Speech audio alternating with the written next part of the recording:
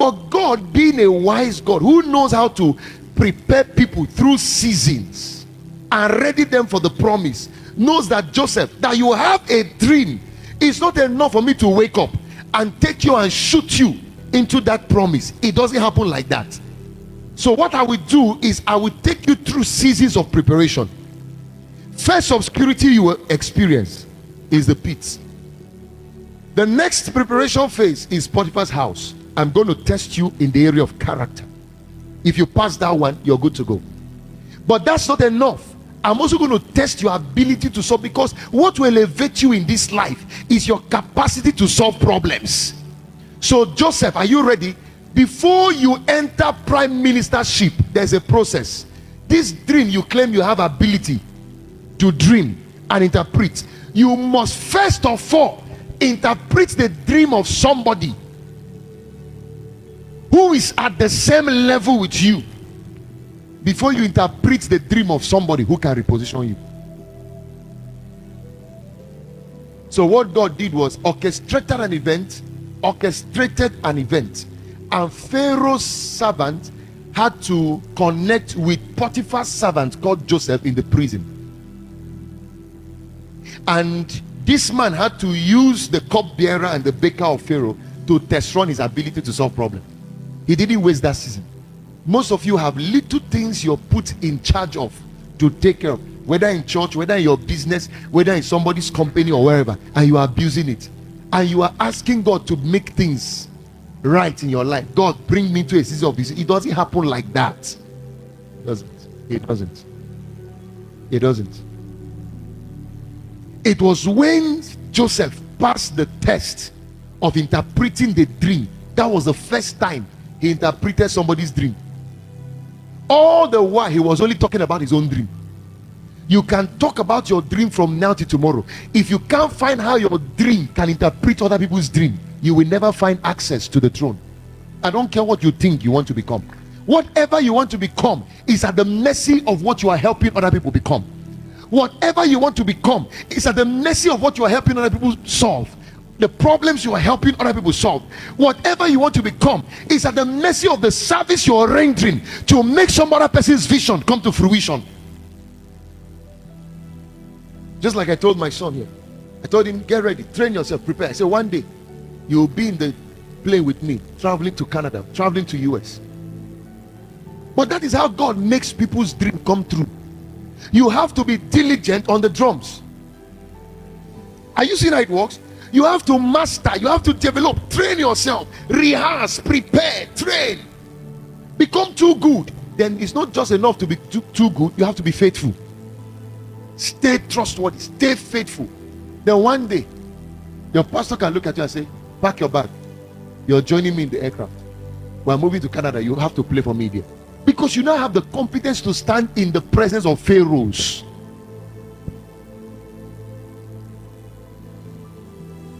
You now have the training to stand in the palaces and address kings.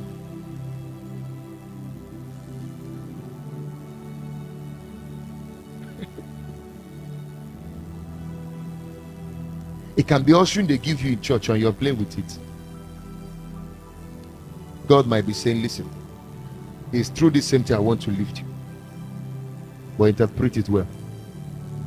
Then Pharaoh will come looking for you. Can I run so I can close? There are many things. Maybe tomorrow we're going to deal with the other side of the equation. I'm dealing with the prayer side tonight. Maybe tomorrow, if God gives me the ability and permission, we'll deal with the preparatory side of this 8 equation. Number 2, the prayer. Number 2, to pray. Let my destiny helpers like me.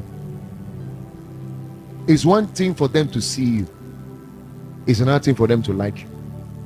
Let them like me. Let them fall in love with me. You know, when Esther came to the runway and ran with the other maidens, when she was sampled with other maidens, the king wanted to choose a bride after he had dethroned Vashti. It was not only Esther who was there. The king was also seeing other fine ladies. The king was seeing other fine ladies. They were all visible to the king, but there was one the king liked. That's the one he said, bring, let her become my queen.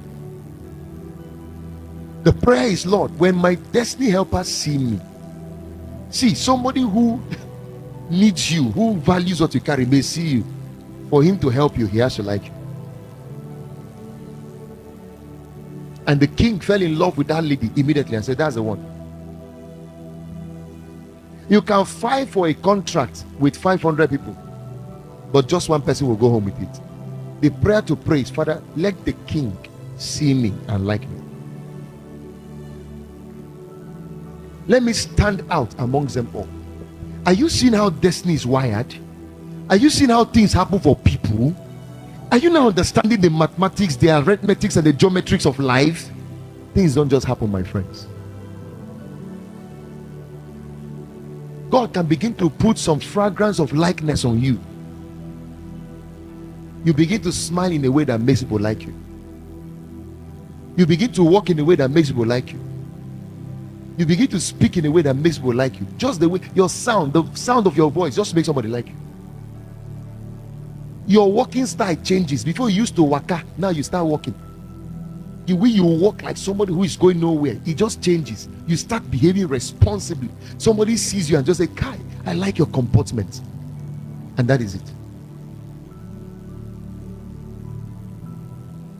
May the people who you have assigned to help me like me. May they like me. When they like you, favor becomes imminent. It is very, very imminent that they will favor you. It's very, very imminent that they will have compassion on you, even if you're going through a rough time. They see you in your rough time and like you, and just want to help you out of that tough time.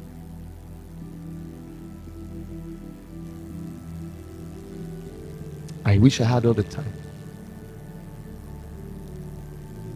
There are case studies of people like that in the scriptures who encountered destiny helpers and they just loved them.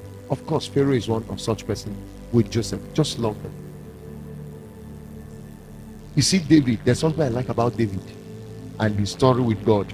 Sometimes when I read about David and I see how partial God was before him, I say, God, what is this? When your destiny helper likes you, he ignores your excesses and he focuses on your value. When your destiny helper doesn't like you, he will be waiting for you to do one small mistake to disqualify you. Watch Saul. What did Saul do? If you compare Saul and compare David, the one that looks like he was was David. David looked like he was not even supposed to be in any. Sack that one. That's the one that should be sacked. One mistake only was what Saul made. What was the mistake? They say kill, utterly kill all. And Saul went and said, Abah, how can we kill everything and not bring a sacrifice to God? Who does not like sacrifice? Saul wanted to give God sacrifice. What a noble thing to do. Saul carried cattle and came back to offer God sacrifice after he had gone to war. And God said to him, I've rejected you from being king. Don't you know obedience is better than sacrifice? People will just concoct anything they want to concoct and tell you if they don't like you. You didn't hear what I said? People will just make revelation out of things and tell you if they don't like you. Obedience is better than sacrifice. Meanwhile, there were things David did that was a sign of disobedience. Yet God favored this one. You know why? Because he liked him. He said, I have found David, a man after my heart. When you enter people's hearts, forget it. And sometimes it won't come by just your efforts. It will come by a spiritually, divinely orchestrated factor. An invisible hand will just touch the heart of kings and put a special likeness in their heart. They can't explain why they just like you. They can't explain why they just love you. Special love in their heart. Special love in their heart. They see you and prefer you more than every other person. They see you and love you more than. It's a special grace and favor released upon you. Listen, If you apply the things I'm teaching you, by the time brethren who went for Christmas return, you would have been far. You would have been far.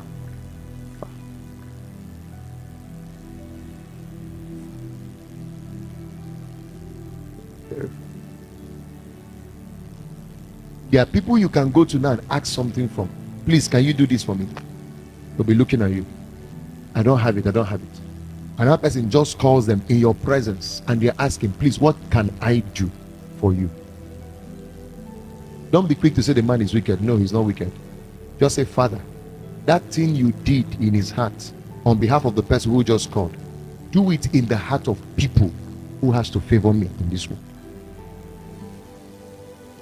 Number three prayer. Let my destiny helpers have a prompting in their spirits to help me. You know what that prayer will do? It will put a burden in the hearts of people who see you and people who like you to favor you. Listen, there are people who will see you and also like you, but they need to have a prompting, an awakening in their hearts, a burden that I need to do something to help this person. I need to do something to just advance this person's life. A prompting, a burden. Some of them will go to bed and can't sleep. Some of them will go to bed and they will not be able to coordinate themselves all night, simply because somehow you have entered their heart and stayed there. A prompting will start beating in their hearts to do something. Until they favor your cause, they can't sleep. These things don't happen by nature, they happen by the supernatural. These things don't happen by luck, they happen by pressing certain buttons in the spirit and making these things a reality in your life. They don't just happen. They happen when you make effort spiritually that this must be your reality. You have to be intentional about this kind of life. It's not a lucky part. It's not something that happens by luck. No, it doesn't. It doesn't happen by luck. You create it intentionally. You see, the result you're getting today is the result of your years of letting things to chance. Yeah, you never took charge. How many of you heard me say this year I'm totally in charge, fully in charge, like there's nothing that will happen around me that will happen by luck or by chance. I will create everything I want. God did not get the heavens and the earth by chance. Did you see Genesis chapter 1 verse 1? In the beginning God did what? Created. Everything he wanted, he created. You create the kind of family you want, and by what instrument? Your mouth. You create the kind of business you want, by what is your mouth. You create the kind of members you want your church, by your mouth. You create the kind of people you want to meet every day you come out of your house, by your mouth.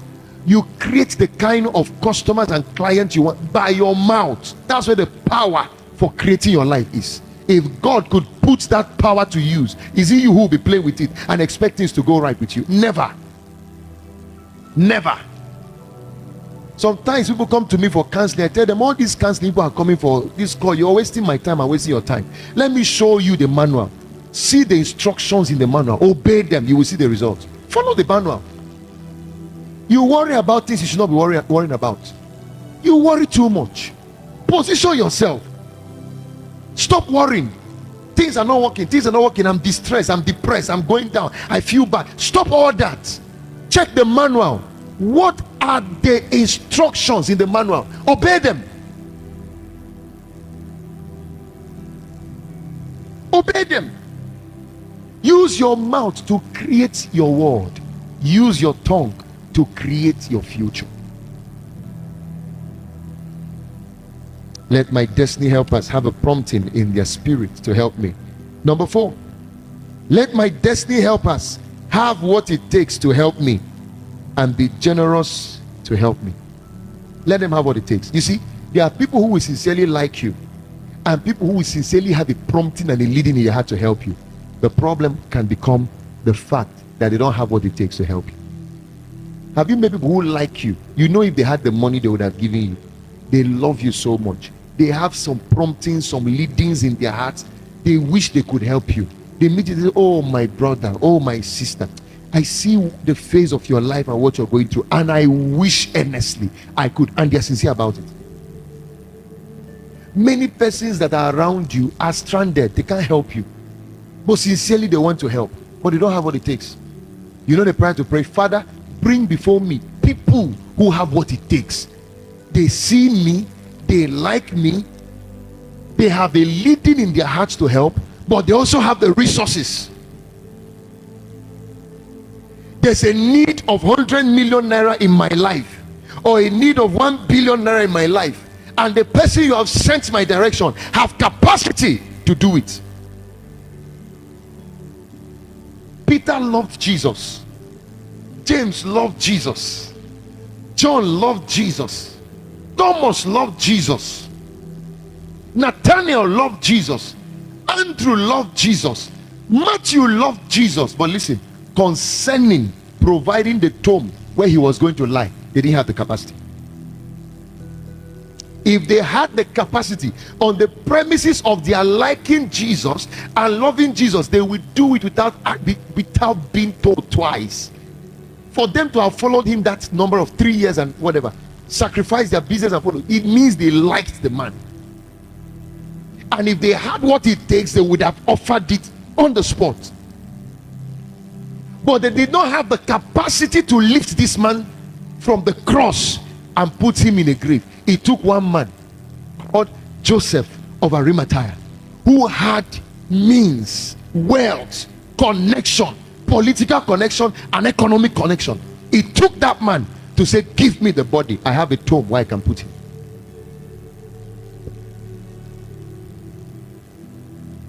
So you can be surrounded by people who like you, but they can't help you. You'll be frustrated.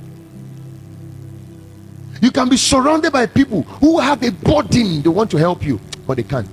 Their hands are not strong to lift what you are carrying in destiny. It doesn't make them bad people. They really mean well for you, but they don't have what it takes to help you. They don't have what it takes. They really mean well for you, and you should be grateful to such people if you have them in your life. They like you, they mean well for you, they have promptings, they have burden for you, but they don't have what it takes. Be appreciative to them. They are good people. But when it comes to lifting Jesus from the cross and providing a tomb, there are some Joseph of Arimathea you must pray into your life. You must pray them in. You must pray them in. Father, send me the Josephs. Send me the people who can pay the flights, who can pay the aircraft, who can pay for the private jets. Send me the people who can complete one project in one week. Mega project in 1 week is completed. Send me such people.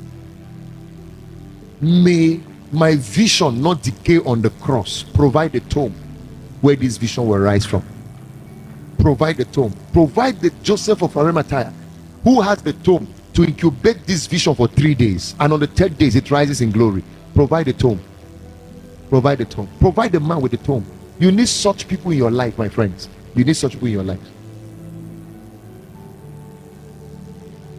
You need such people in your life.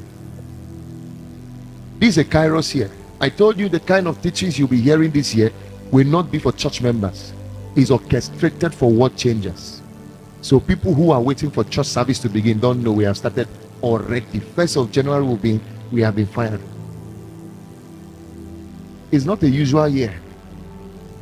It's a year of Kairos, major transitions, strategic year. It's not just any other year. People who can carry that cross, people who can provide that tool. Send me my Simon of Syrians. Send me my Josephs of Arimathea. They have the capacity to lift this body. They come into your family and see what is going. They just come in with capacity to lift it. Raise them. Send them to me.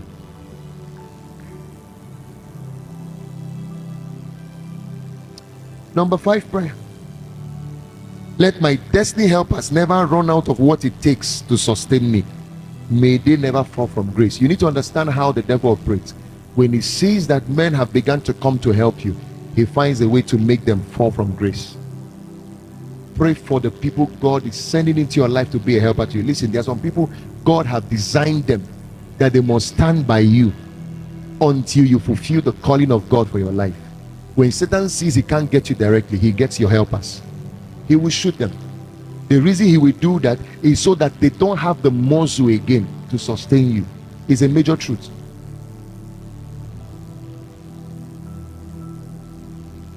You have to listen to me with every humility. I am called for this assignment. It's not something that I didn't borrow it. So they borrowed assignment. I'm called for it. And I'm anointed for it. You have to understand what I'm saying. There are people hanging in your life. They used to be a great help to you before. But somehow it looks like their hands have gone down. An enemy has done that. And many times is because to get to you, the devil has to get to them. So you must learn how to uphold the hands. If you have people in your life now, or people enter your life that play very strategic role, hold their hands in the spirit. It might be even somebody in your family is a major person. They call them breadwinners. Hold their hands in prayers. Because if anything shoots them, that family is going.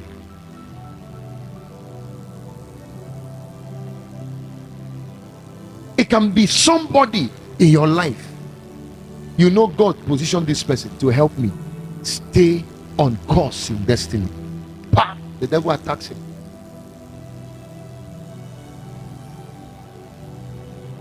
Let my destiny helpers never run out of what it takes to sustain, and may they never fall from grace. It's a major prayer to pray. For anyone you see in your life that God is using to play any major role, identify them, put them on a special list, and make sure you pray for them, cover them. Listen, the Bible says, in case you forgot it, the same Job chapter 42 verse 10, and Job recovered twice of all he had lost when he began to pray for his friends. You want to recover and you want to stay recovered, pray for your friends. And your friends here are your destiny relationship, destiny helpers. Pray for them. Pray for them. Pray for them. Pray for them. Number 6, let my destiny helpers never meet my enemies before or after I meet them. What do you do here? You bind the spirit of witchcraft, spirit of manipulation that works in people. You know what such people do? Is that when they come in contact with your destiny helpers, the devil will use them to ruin your relationship with them.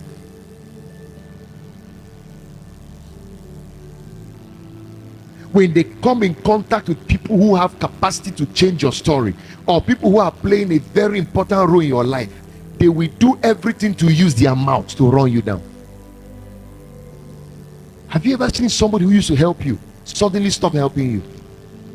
The serpent had entered his life. Have you seen somebody who used to pick your call to ask you, or just call you to say, is there something you need me to do? All of a sudden he has started avoiding you. Summon courage, find the person, ask him who told you whatever they told you to keep you away from you.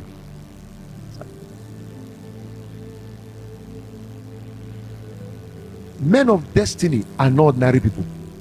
The kind of fights they have, the battles they face, are not ordinary fights and battles. That is, there are battles you will see in your life. You will know you are really fighting a fight. We just know.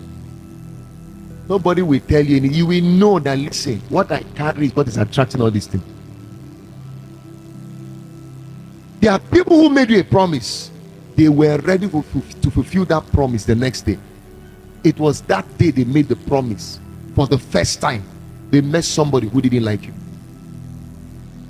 And your destiny helper was so generous enough to speak about you, to really say great things, that guy, there's this man he's in love with.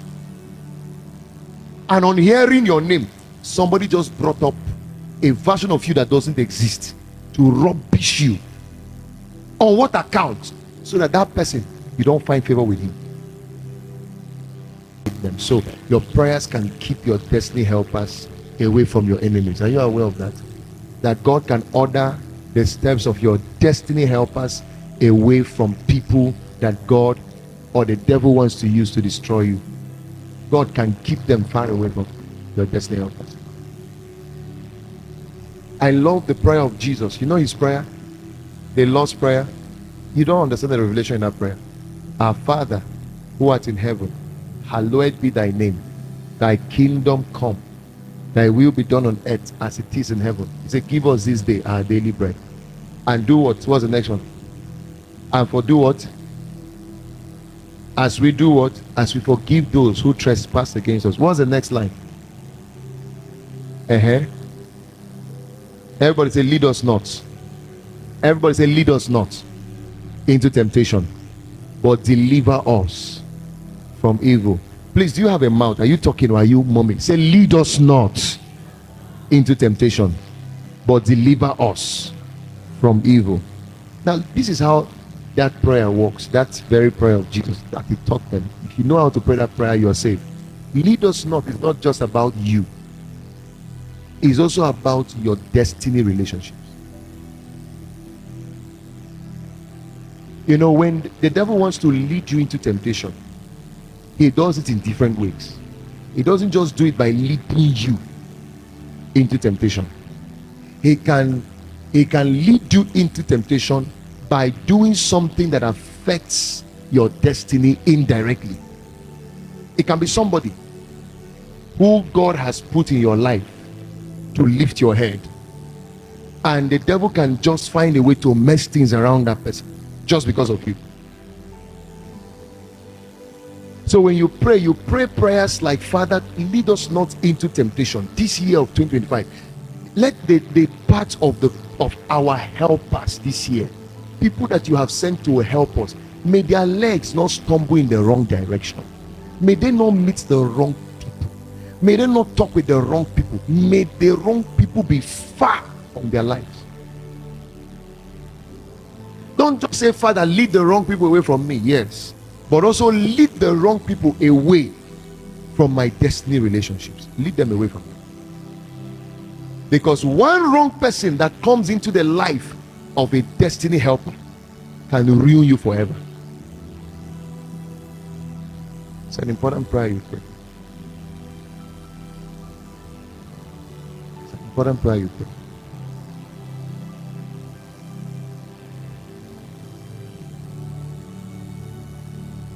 Keep the paths of my destiny helpers from the wrong people. Keep their paths from the wrong people. Number 7, let my destiny helpers be lifted out of the ground and repositioned on account of me.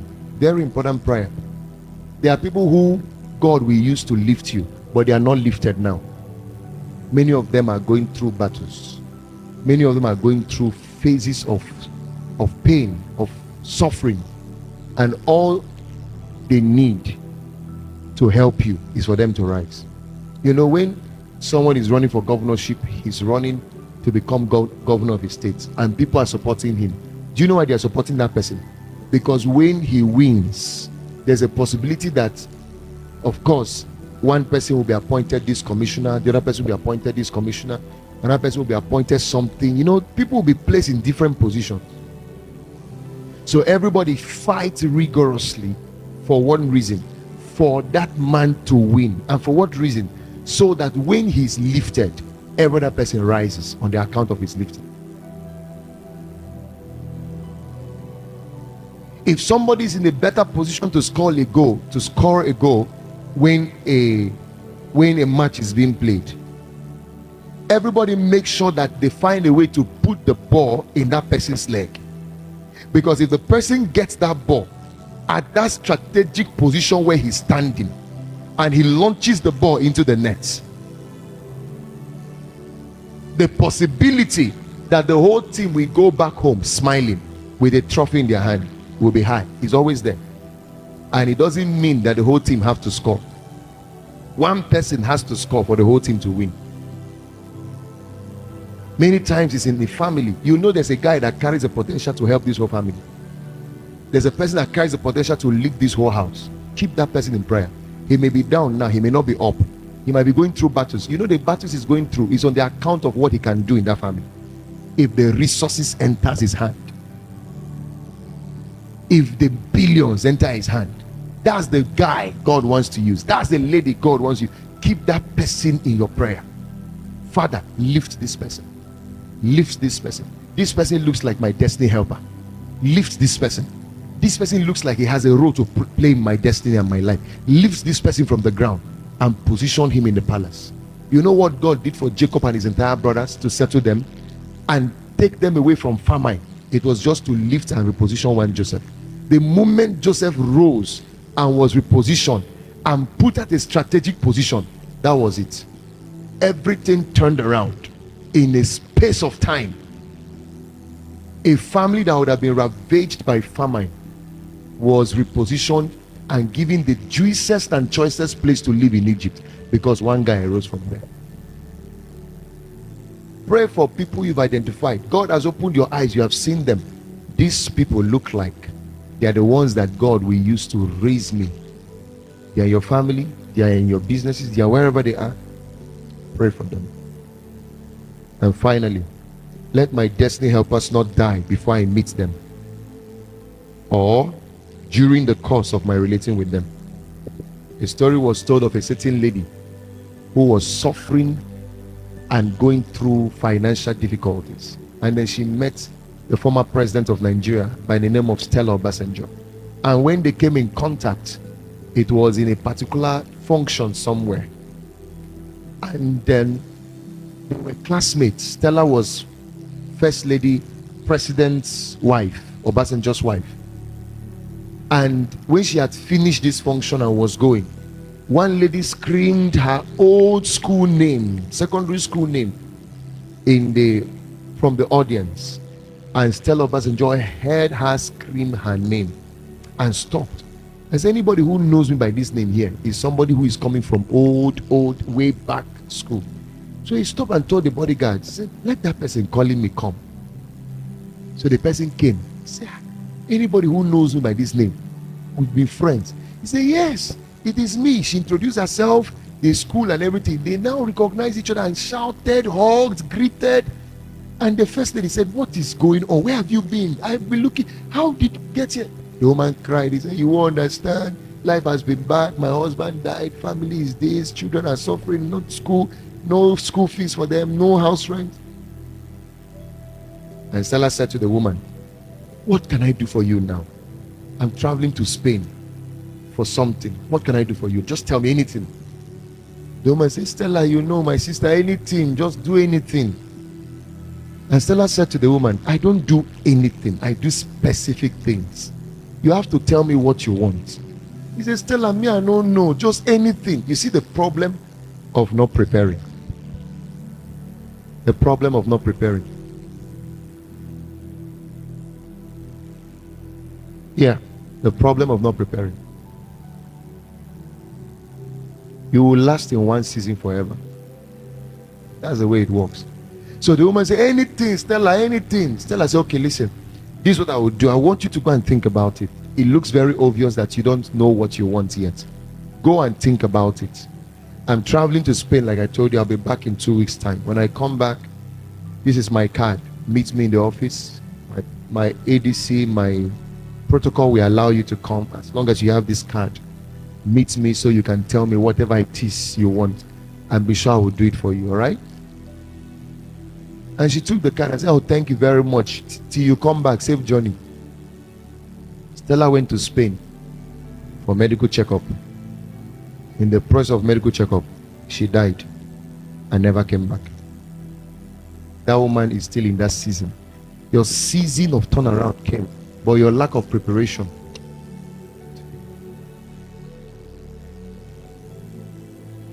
So one strategic prayer as you brood and think on the lesson in this story is, Father, may the people who you have assigned to help me not die before I meet them, and may they not die even when I've met them.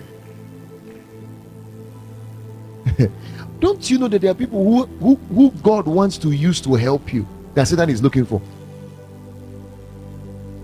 Joseph is the deliverer.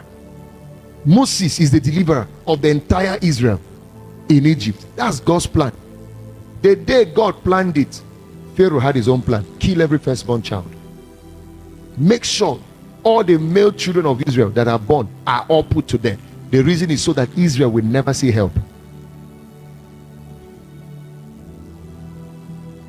Jesus is the one coming to save the entire world from their sin. He's the one coming to lift everybody out of bondage. The day he's born, Herod says, make sure you find where that boy is so I can come and worship. But remember, that was not the plan. The plan was to kill him. When the angel of God appeared to the wise men in a dream and told them, go a different way, don't go back to Herod, the guy wants to kill that boy. And Herod found out that these guys had deceived him. He was angry, infuriated, and gave a proclamation. He said, find every child 2 years down and kill them all. For one reason, a helper was born.